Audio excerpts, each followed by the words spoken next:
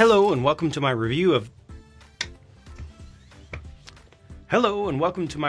the LEGO Star Wars Imperial All-Terrain Armored Transport Set, UCS or Ultimate Collector Series Edition.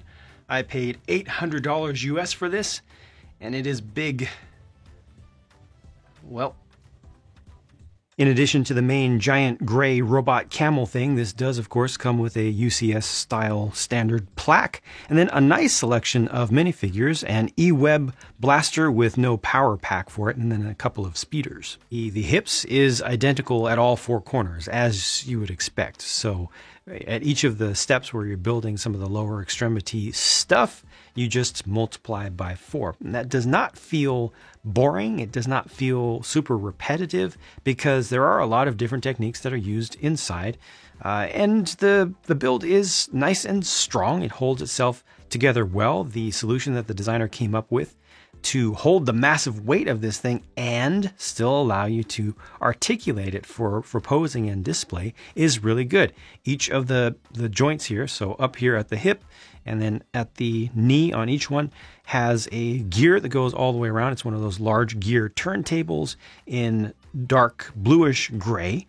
And there's a worm gear, just a small, large diameter, but narrow worm gear in there that uses a human tool to access it. There's just a little bit of axle you can just barely see sticking out there, just a little bit of axle that you insert this into, and then it allows you to rotate that. So you see I'm actually rotating the worm gear in there, and it just slowly adjusts the angle in a nice secure way. Of course, you're not going to use this for play. You're absolutely not going to use this for play. It's not designed for play, and I am 100% okay with that. It is a big kid or old kid's toy, something more to look at than to get hands-on with. But it is able to hold itself up, and I'll try to look into showing you some of the limits of articulation with this. The exterior is detailed up pretty nicely, you know, the shaping overall. This is really good here, how this is able to open up. It goes in all the way flush here, but then you're able to pull this out and then flip it up, rotate it up to get a semi-accurate, semi-realistic look at the interior without removing things. But all of these panels, all the main body armor panels, can also be removed. They're not really properly attached. They're hanging from just small little hooks inside, little Technic hooks. You will see some colors that you don't want to see, even though this is a very expensive high-end model that's intended to be all gray. You will see some colors sticking through, and I'm not too happy about that. There aren't too many of them, but definitely just a handful of pieces could easily have been substituted in here to make it look a lot better. As we come up to the head, by the way, the neck will turn from side to side. It's kind of hanging, so rather than being completely horizontal, it actually bends down a little bit. There's a flex tube inside of here that helps to determine the rate at which this will rotate around and make sure that it springs back. It's an interesting custom design inside of there. Here again, you can see a little bit of off color. I really wish that they would change that. There are some gaps around the different facets, the different geometric facets here, and the design does not make it easy to get those to minimize themselves. You have to kind of do a little bit of finagling, a little bit of finger gymnastics to get it to bend just right, to hold itself together. But once you do, so when I move, I think this is as far as this will go. But see, it feels a little bit flimsy in here. You'll find that a lot of things about this feel a little bit flimsy. Now you can take the cheek cannons and rotate them up and down. Those look good. And very importantly, the chin cannons can be oscillated back and forth. Again, there's a little bit of wiggle in there, but I'm okay with that. This is cool. It's a cool look. And the front of this looks very proper. These cannons do angle towards each other a little bit, as is appropriate. So build accuracy wise, I think, is the thickness of the legs. These needed to be thick enough to be strong enough to hold up all the weight, even when they're bent a bit, and to just use normal pieces without any ridiculously difficult assemblies. This does use just regular instructions that don't require too much extra work, and you absolutely need to be very careful. But I would put this at kind of the normal level of building difficulty. These feet are just so huge and they're so solid. Normal level of building difficulty for an advanced level of model. The feet, also one last thing about them, do have, in addition to the ability to rotate within their ankles appropriately so that they will always be flat against the ground, they do have small little rubber tire stoppers on the underside so that these will not slip around too easily. So it gives you a little bit of extra friction. They borrowed a technique that was introduced on many smaller mechs and elves apart freely just from things sliding around. A look around the back shows more good shaping and detailing with a lot more depth than I thought. The Surface Tech look at multiple forms of source material and reference material to see that, oh yeah, there actually is a lot more depth than I ever thought from just looking at mostly toys. Usually you don't see these from around the rear angles unless you're playing like Star Wars Battlefront, and you're kind of going by pretty quickly, so you don't have a lot of time to admire the details. And you can't see it from this angle, but when you are standing slightly above this, there are some colors that are visible back here of some interior Technic pieces in red and orange that you can see just from the top. And another thing is you can see color-wise, oh yeah, over there, light, tan and brown pieces. One last little thing from this area, these can be adjusted, these little add-ons, almost like fenders, but that happens entirely too easily. It's only attached with a single stud. So these are some of the items that can fall off easily on this that you do have to be careful with. Turning our attention to the underbody, there's some pretty good shaping and detailing down here, though I do need to give you a warning that this area is not something you ever want to lift it by. As a matter of fact, you don't want to lift it from here because that's pretty flimsy. You don't want to lift it from here because this can come apart very easily or just be jostled just out of the way, just out of alignment, to where you basically need to take this entire subsection off to realign everything, reattach everything, and then put it back. So never lift from here. Don't lift from here either. You can see that's a little bit loose, not particularly designed to be load bearing. That center little kind of belly button spot right there is a really good place to lift from because that's ultimately connected directly to the inner frame. You do have this hanging down where you can pose a Luke or other minifigure, to be on the way up. However, this does not retract or anything. It's just static. You can easily remove it from the underside of the body here, but it has a static length to it, so you can't adjust it. There is a small hatch over here that can be opened, so that gives you a spot to slightly up in there. And then looking at pretty much the same angle, but facing towards the rear, these are more areas that you do not want to touch once it's all assembled, because this is all on a hinge, a couple of small hinges, and then along the side, we've got hinged pieces to get it to all fit in there, and all of those can very easily be knocked apart. All of this can end up falling out, or the worst thing is just when the smaller pieces in here get pushed in and there's no way to realign them again without taking the entire assembly off. However, this grill section right here, subassembly that can take the full weight of the whole walker. To bring closure to the whole topic of moving this around, you can use the belly button and the little grilled area, put a couple of fingers under there, and then you can put a hand underneath the neck and or the back of the chin, like underneath the jaw. That's the safest way to lift the whole thing up. And you are lifting most of the weight then with the hand that goes under here. This is a little bit head heavy. Naturally, there's a lot of weight to this assembly here for all of its detail. Most of the weight is here, but you do need a little bit here to keep the whole thing from rotating forward and tipping forward once you lift it up. Do be careful. All right, it's time to check out the best parts of this entire build, the interior. So this panel right here can rotate open to give you a little bit of a view inside. This panel can rotate to give you a view, but ultimately you want to take the whole side off, one whole side at a time. And to do that, you just lift, because again, this is just kind of hooked over a couple of very, very small little Technic bits, and it all just comes right out. Similarly, top panels are just sitting on top and not properly attached. Canonically correct. 40 seats, 40, in sand blue. You could call this a sand blue minifig seat battle pack if you want, which is really deluxe. Of course, it doesn't come with 40 troops, and that's perfectly fine, but it does come with a fair number, and the minifigs will fit into most of these seats very, very easily. Some of the end ones at the corners are a little bit more tricky, but as long as you pose the arms correctly, it will work. You got the door, the hatch going out towards the tunnel for the neck out there. A couple of large stickers are used here, I think, to good effect for the detailing that needs to be there. You have a huge open staging deck right here where you can put more stickers used to represent the lights. And these are racks to hold on to the snow speeders, of which there are 2 in this set. You can attach 2 to each side. All right, time to look inside the head. There are a couple of assemblies here that can be opened up. The easiest thing to do is to remove a cheek entirely, and that just lifts up its axles there, so it's not even properly connected once again.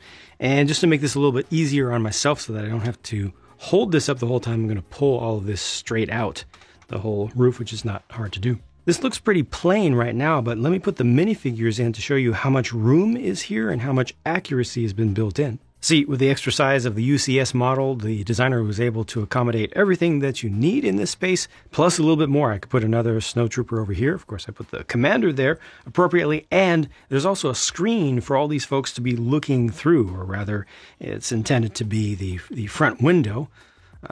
Like so, which also has the 2 large lever controls there for the drivers to reach up to. And this time, for once, they actually got the correct number of lobes on the shield generator. There are printed panels on either side, a printed panel right in front of General Veers, a clip here for his binoculars or a sidearm, and spots for the drivers to have their sidearms as well. This is all you can ask for, I think. However, they do give you still more in the form of this little homage to the original Kenner Walker toy.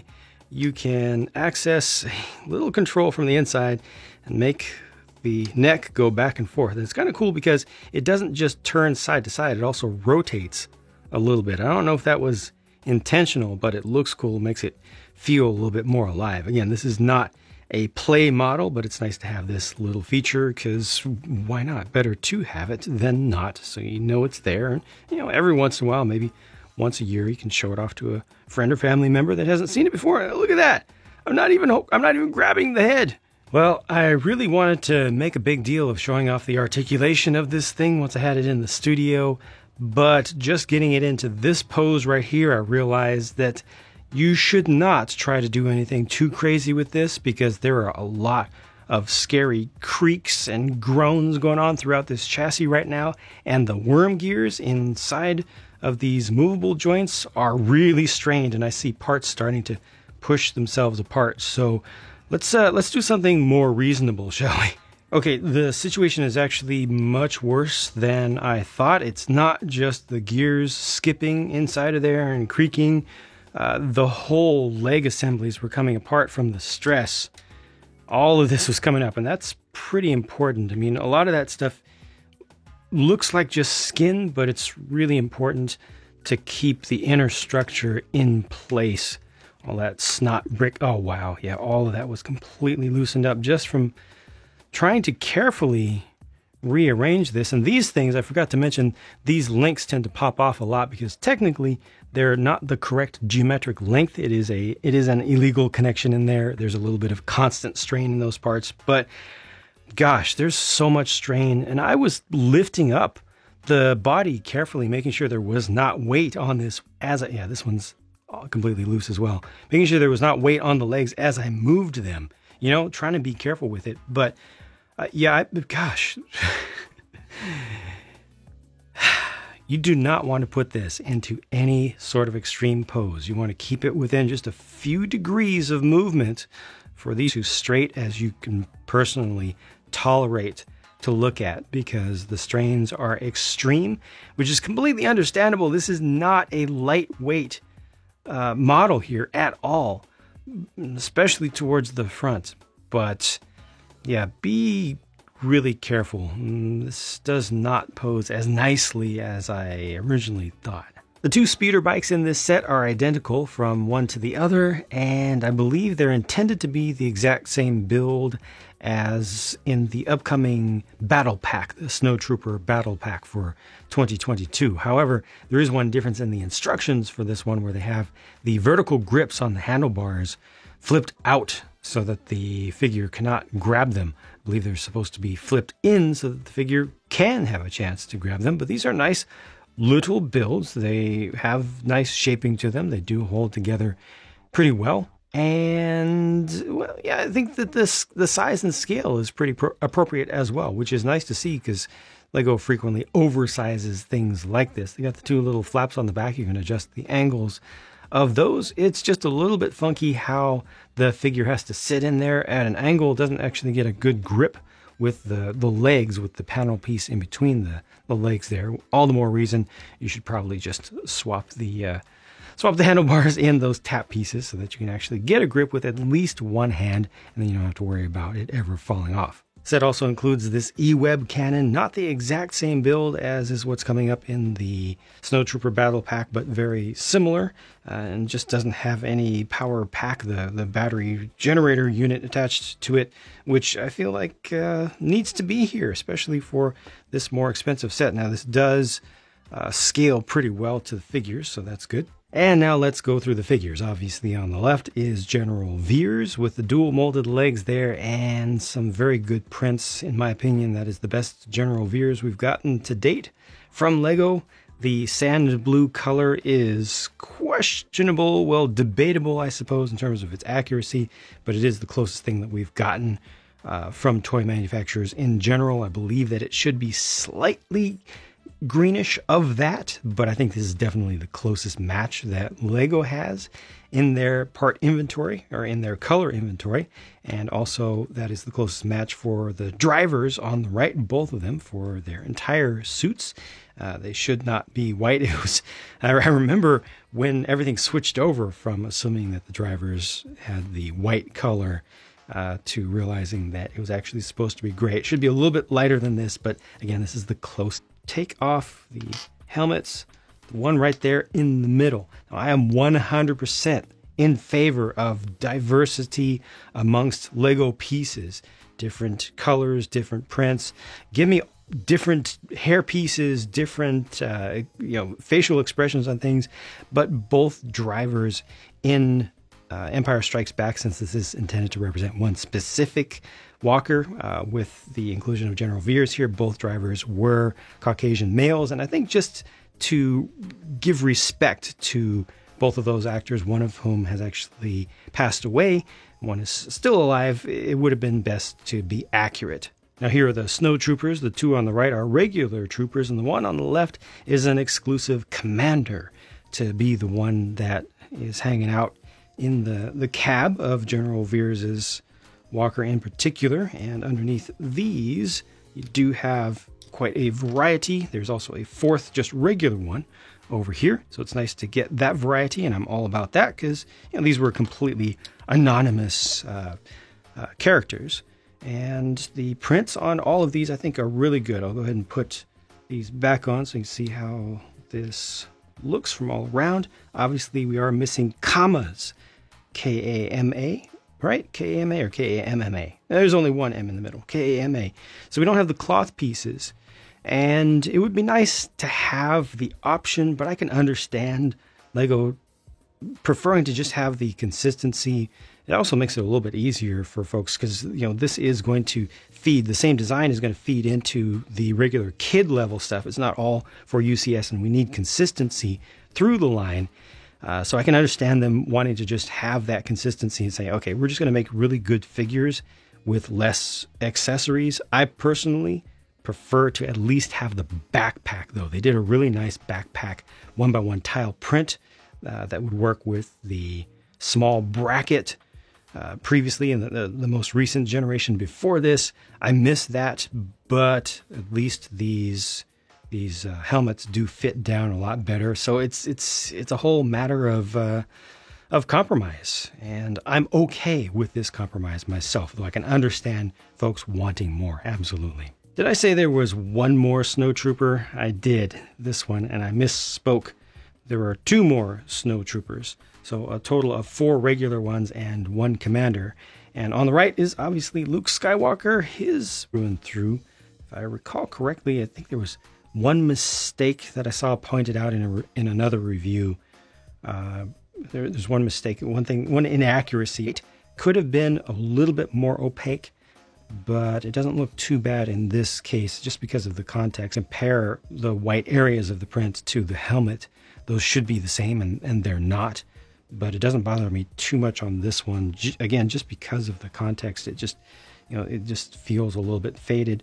At least the face print is done very well here, pretty consistently. I've had a lot of these in the past be just a little bit smudged, at least on one part, but this one's pretty crisp all the way around. The lightsaber blade has no bubbles in it. It's a little bit frosted, and yeah, this is good as well. Now, these are the spare parts, and this looks weird, and I need to explain. First of all, when the packages were first being put together, when the parts were first being bagged up, for some reason, the incorrect number of these 1x1 yellow snot bricks with stud on one side was being included. There were too few of them, but fortunately LEGO did catch that early on enough, and they just included a whole bag of extras of these. So I used all the ones that I needed and still had these left over. So this is just like bonus stuff, and it was in a numbered bag and everything. There was no errata included. They did catch it early enough, so no complaints from me about that. Just some extra pieces.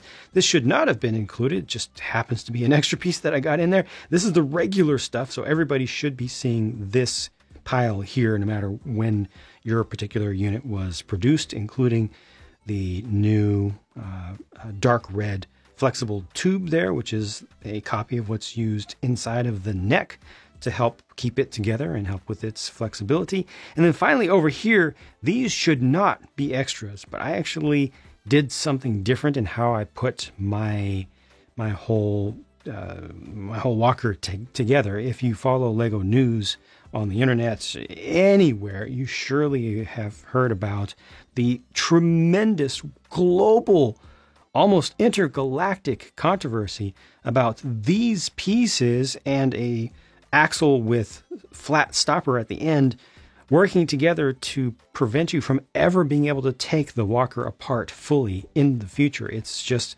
I believe it was just a simple mistake made that was not caught during the instruction review process. Here is the page and the specific step from the instructions. It's right in the first book, about 2/3 of the way through. And as you can see, there is the axle with stopper. When you push that all the way in, there's no easy way to get it out. Now, there are tricks to slightly start to back it out to the point where it sticks out enough that you can get a very small screwdriver or strong fingernails or something underneath the lip there and get this end out.